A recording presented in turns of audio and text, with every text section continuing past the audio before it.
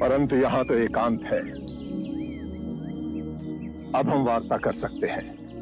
कृपा करें, आप दुख के संबंध में कुछ कह रहे थे। क्या आप ये मानते हैं कि दुख सत्य है? क्या आप ये भी मानते हैं कि दुख के कारण भी है? हाँ। यदि कारण है तो दुख तो रहेगा, और यदि कारण ही समाप्त हो जाए तो दुख भी लुप्त हो जाएगा। जैसे सूर्य के प्रकाश से अंधेरा। आप सुनी सुनाई बातें नहीं कहते, अपने गहन अनुभव के आधार पर कहते हैं।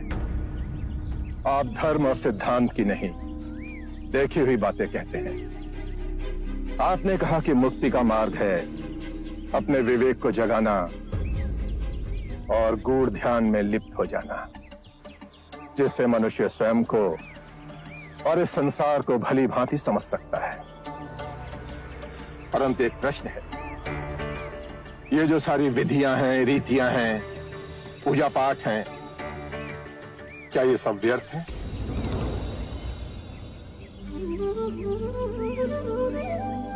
यदि कोई व्यक्ति इस नदी के दूसरे किनारे पर जाना चाहे तो वो क्या करे? यदि जल गहरा नहीं है तो वो चलकर जा सकता है, और यदि जल गहरा है तो वो नाव की सहायता से जा सकता है या स्वयं तैरकर जा सकता है। यदि वो चलना ना चाहे और ना ही तैरने को तैयार हो और ना ही नाव ले जाने को तैयार हो, और वो कहे कि मैं प्रार्थना करता हूं इस नदी का दूसरा किनारा स्वयं चलकर मेरे पास आ जाए, तब तो ऐसे व्यक्ति को मूर्ख कहेंगे, महामूर्ख।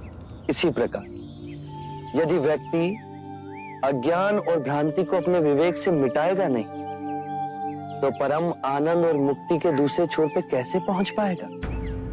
चाहे वो पूजा करे या अनुष्ठान या व्रत करे या किसी नीति पर चले, वो इस किनारे ही रहेगा।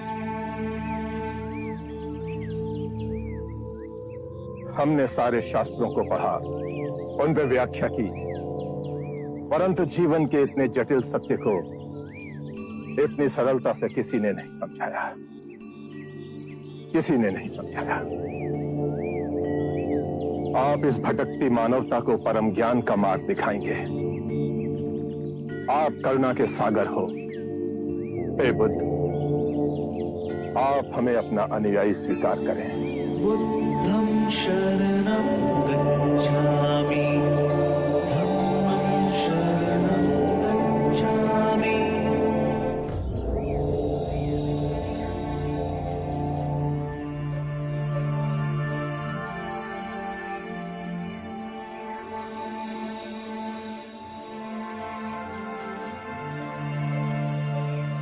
हे पराक्रमी, हे युग पुरुष, आज बुद्ध की शरण में हम आते हैं, आज धर्म की शरण में हम आते हैं, आज संघ की शरण में हम आते हैं।